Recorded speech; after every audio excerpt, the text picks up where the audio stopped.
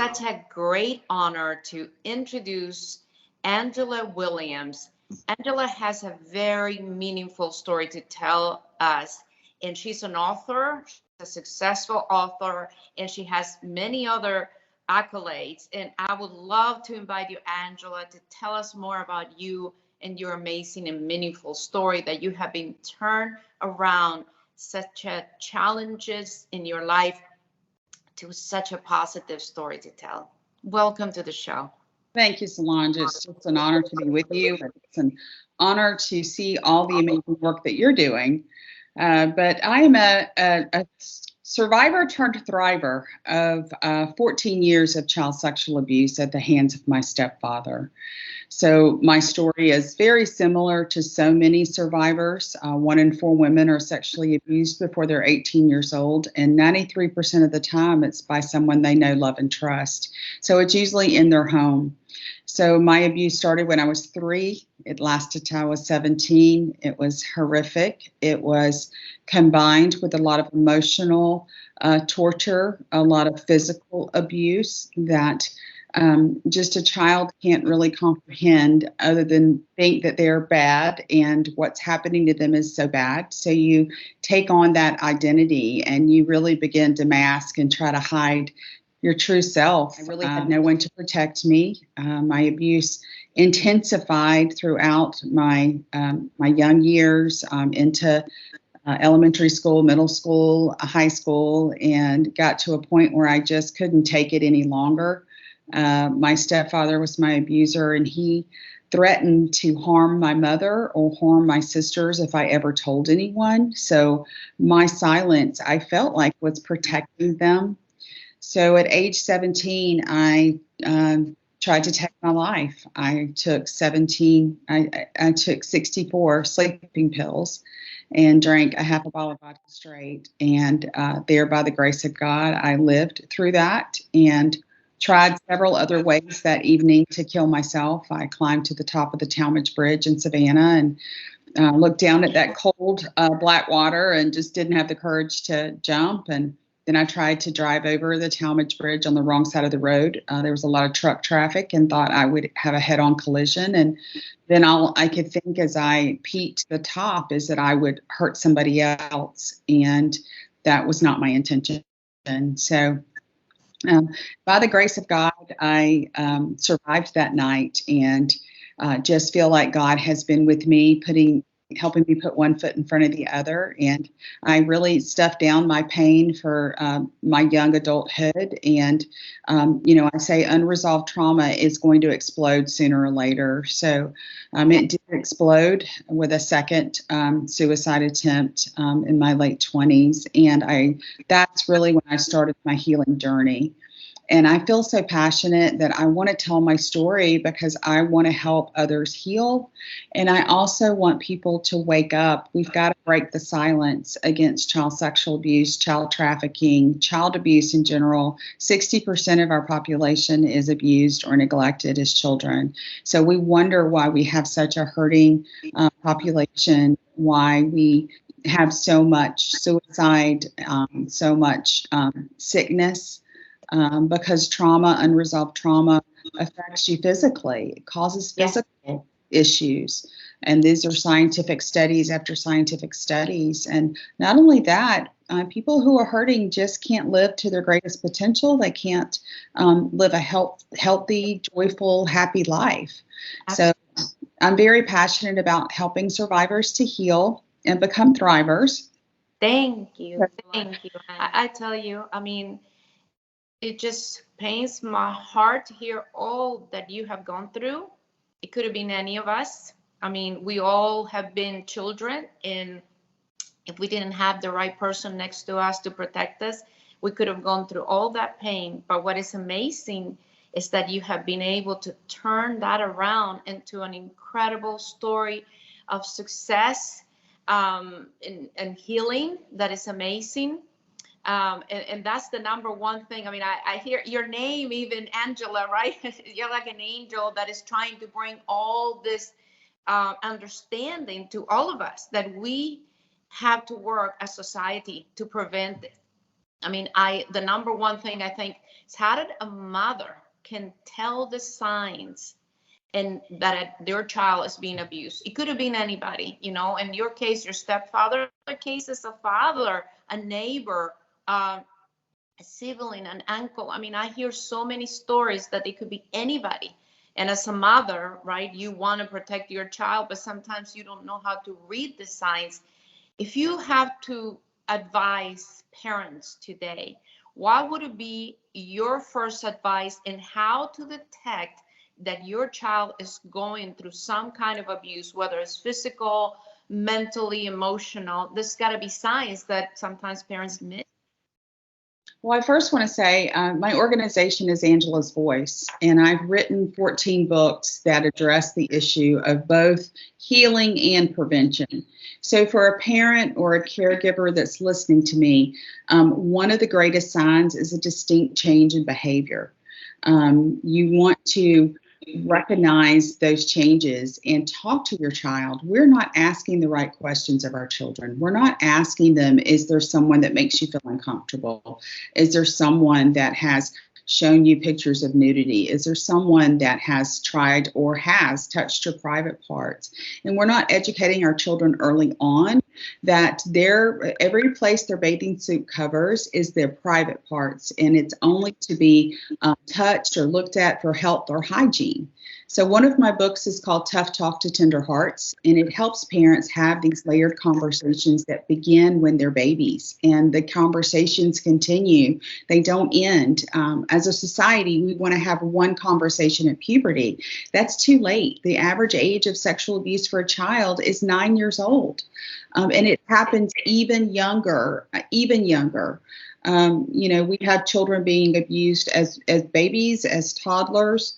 And I also have a program called Find Your Voice, which is for children, that you can read books that teach children about the personal power of their voice, about personal boundaries, about having that little voice that says this is not right, and to have the courage to tell you as a parent when they're faced with a threatening situation.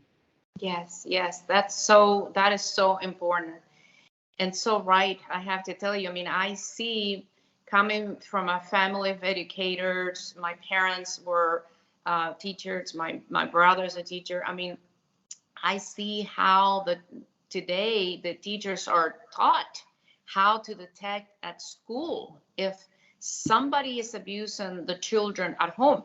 Maybe the mother doesn't know, the father doesn't know, or maybe it's one of them. You never know. So for that reason, teachers are taught that way.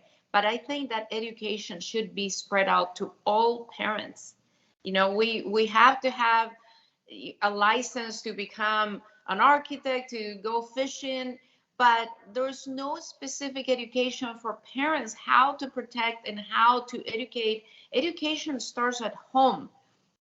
And obviously, we assume that, okay, our kids are going to be educated at school, but it is really the parents that is the number one educator in a child's life.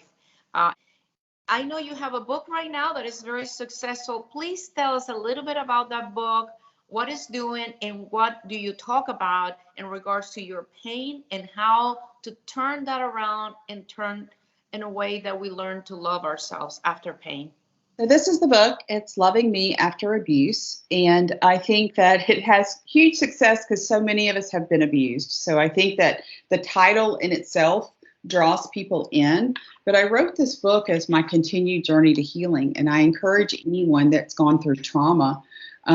Life brings back that trauma from time to time, even if you're on a healing journey, which I have been on for many years. So I just want to encourage our listeners that healing is continuous, just like we brush our teeth every day and we go to the doctor for checkups. So we have to have a checkup for our mental health. And I think that's ignored in our society. But the book, Loving Me After Abuse, is really my journey of the different areas of my life that I've struggled with. I struggled with image issues, self-image. I've struggled with truly loving the person that God created me to be. And I just want to let people know you are so uniquely gifted to do something in this world that no one else can do. And until we're living in our true self and our true identity, then we're not going to find that purpose, and we're not going to be able to execute on that purpose. So it's really finding the greatness from within. And the journey that I take people on in loving me is to help them to love themselves for the person that they are, and not take on that victim identity, that identity of, woe is me, I've been abused, because we are overcomers and we have everything within us to heal. We need people, and we need community, and we need others who've gone before us to say, hey, this is the way. So that's really what loving me is all about, after abuse, is to let people know that there is hope, and that we are all on this journey together, and that we can love ourselves, and that way we can love others, and we can love God the way we were created to. Oh, that's amazing. That's such a beautiful, vision that you have. And once you talk about it, you start spreading that. And when people start feeling, we all have to work together to help each other in every pain that you can go through. I wanted to ask you, I think people will want to know, I would like to know, what was the moment that you went from trying to take yourself out of this painful world for you at that time? What was it specifically? Was it a day? Was it a process? How you realized, no, I just can't keep doing this. I cannot destroy myself. I have to overcome this. What was the thought that brought you to that moment that you said, okay, this is a new life for me? So at 17, my first suicide attempt was out of sheer desperation. I could not be raped another day. Like, something clicked inside of me, something snapped, and I just said no more. I don't care what happens, but what will not happen to me again is I will not be abused again. And so that's just a strength that welled up inside of me, to have the courage to stand up to the situation, and stand up in a way that I wanted to escape. I wanted to take my life. But as I just really was tormented by the history of abuse for so many years, I at this point was married. I had had my second child. I wanted to be a good mother. I wanted to be a good wife. And I felt like I was failing at all of that. So when I came to that second breakdown, I really realized that I need help. And I think that's so hard for survivors of abuse to open their mouths and say, I need help. So my husband came to my rescue. I was really fleeing. That trauma, it's flight, fight, or freeze. So I was flighting, I was running, and my husband came to my rescue, took me to Peachford Charter, where I got intensive medical treatment that I needed, psychological treatment that I desperately needed. I was suffering PTSD. I was suffering flashbacks. I was being triggered. I was really in my own, and in so many. I want our listeners, if you are experiencing any of this, it's the volcano that's about to erupt, and you need to get help. You need to reach out to someone. And you cannot heal in isolation. We want to isolate. We don't want to tell anybody these horrible things that we've been through. I didn't want to burden my husband. I was keeping the mask on. It was all good until I just exploded. So at that moment in time when he came to my rescue and he said, we're going to get through this, I really just gave myself over to the process. And I think we're so afraid of the process of healing. But I was really able to get some good mental health. I began to build my faith. I began to get into God's word. I began to faithfully surrender to God's will in my life. I just began to receive the healing that I needed. And my healing didn't take place in a day. I mean, I pray for miracles for survivors all the time, that their healing would be quick and it would be a miracle and it would happen instantly. But that's not usually the case. God grows us from glory to glory. So it was a long journey that every year I would see progress, and I would begin to celebrate my progress, and I would begin to just recognize, hey, I didn't go to sleep crying last night. Like, hey, my pillow's not wet this morning. Hey, I feel better. I can take a deep breath. I'm not holding my breath. So I think those little victories we overlook, but it was one victory after another. And it was probably a good 10 years of that healing journey before I was able to stand up in public and address other survivors and say, hey, this is what I've been through, and I want to help you get through it. That's a miracle. I mean, that's the only word that comes to my mind and my heart. That's a miracle, because to think that so many people have not been able to accomplish that, and that you have, I truly believe that it's a miracle of being able to change the pain and the sorrow of humanity and turn it into such an incredible life. I mean, all your accolades, all your, your vision that you have right now, can you imagine going from that point to this point? To me, that's totally a miracle. And it's a miracle that, many people think, well, she was lucky. Perhaps, some people may think like that. I cannot accomplish that. I'm not strong enough. I mean, people sometimes they will find many excuses possible not to go through the work, as we all have suffered different kind of traumas, and then we all feel like, okay, I don't know how this will ever stop the pain. But then something happens in your heart that you're able to turn that around. I serve God. I have a very strong faith, but there's also an enemy that is trying to attack us at all times. So we have to take those thoughts captive, where our mind would say, I can't, and we have to say, I can. Where we say, I won't, we have to say, I will. So it really is a process that I have learned. And even today, if I get a negative thought comes in my head, or a dispowering or a toxic thought, I take that thought captive and I measure it against God's truth. Is this really truth? Or is this just an attack? Or is this just my own mind trying to defeat my purpose? So I think those thoughts captive and turning it around to say, I can and I will, and overcome whatever obstacle is there.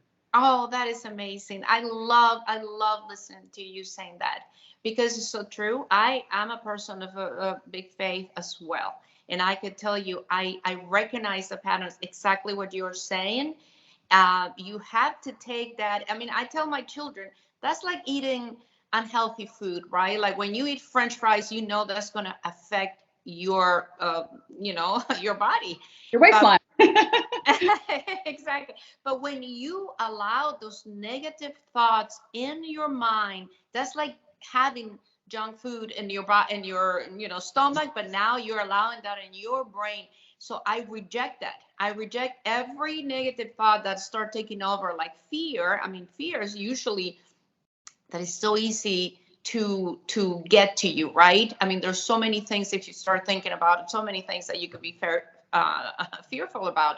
But in reality, if you allow the thoughts to stay in your brain, then it goes to your heart. And like you said, it goes to your physical body, where you start getting unhealthy. So many people that suffer cancer and other, very detrimental illness, it's because I believe you allowed all that negativism in your mind and your heart.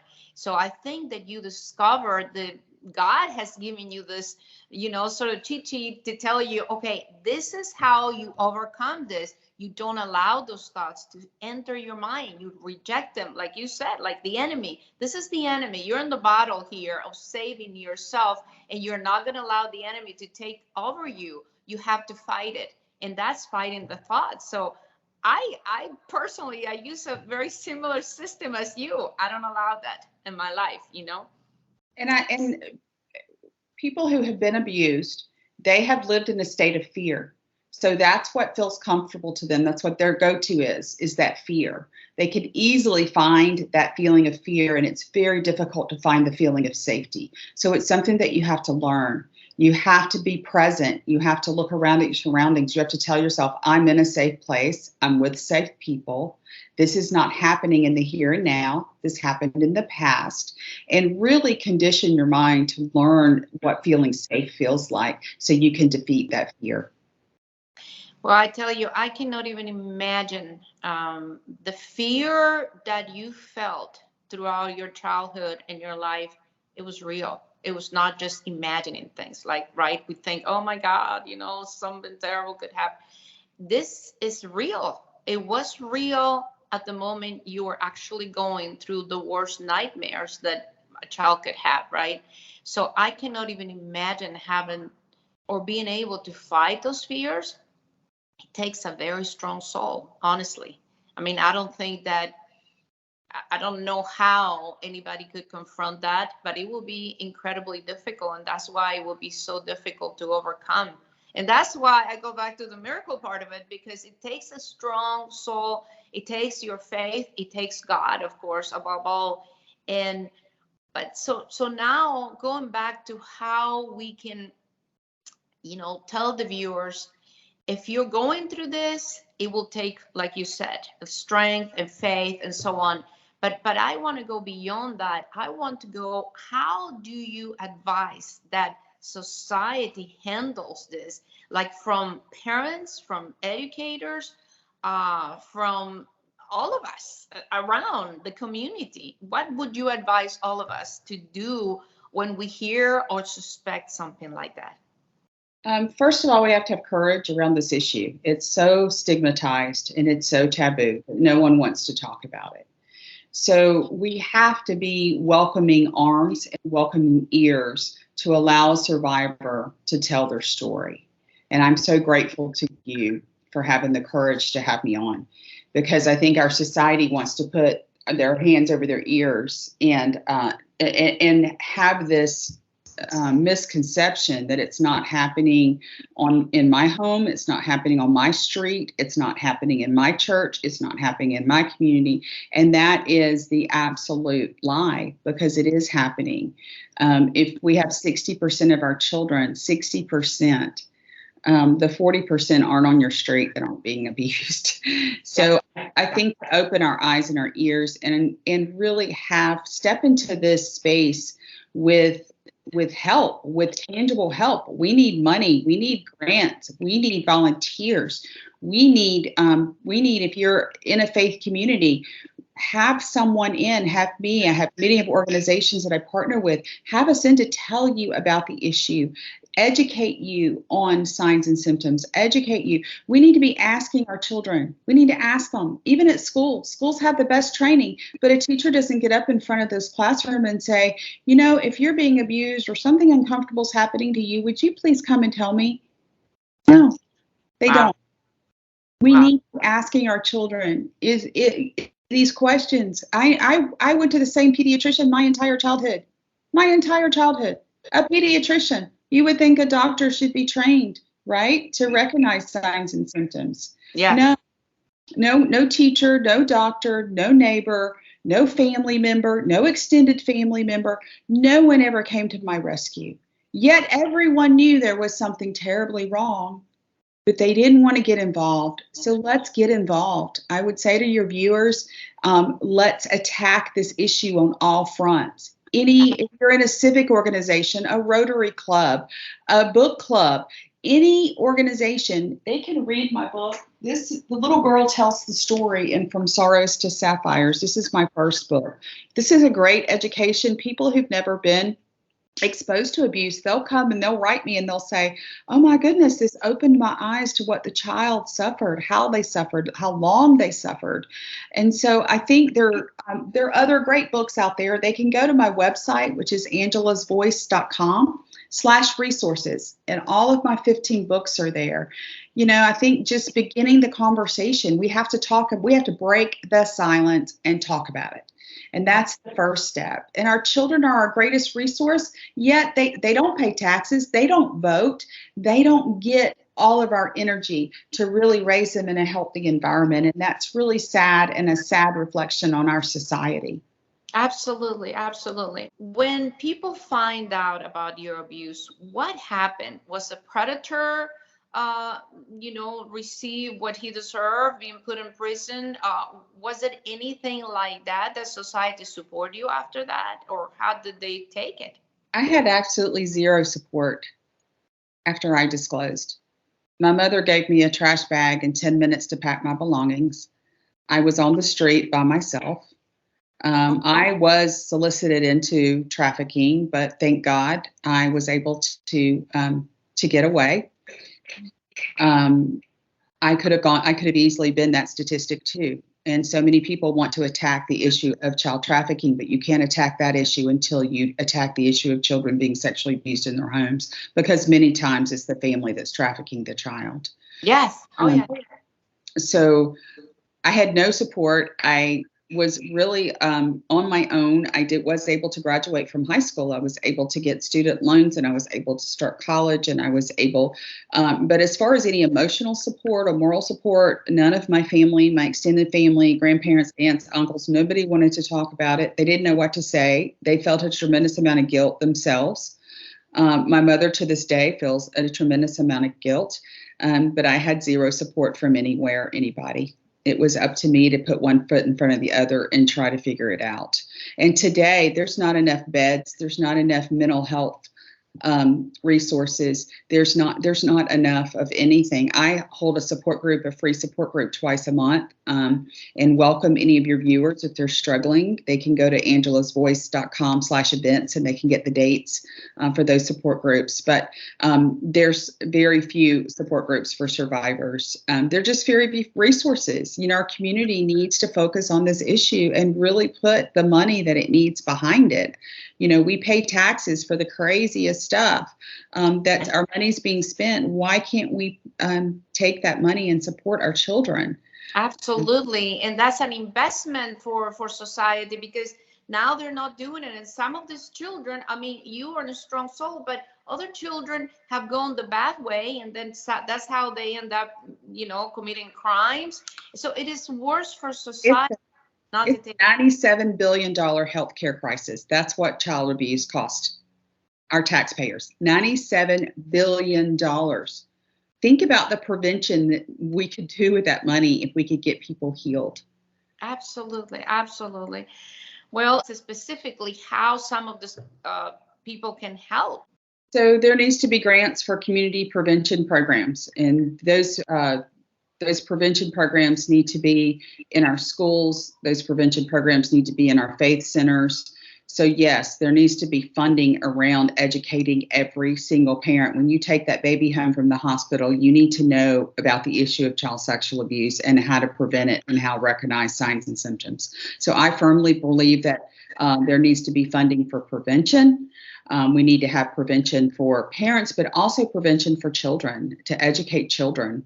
And not that we want to steal their innocence, not that we want to talk to them about sex, but we can talk to them about the personal power of their voice. We can talk to them about personal boundaries and what a boundary is. We can talk to them about their private parts and the anatomical names of their private parts, and that no one's to touch or show them nudity. Those are conversations that are very easy conversations to have, but we're just not having those conversations.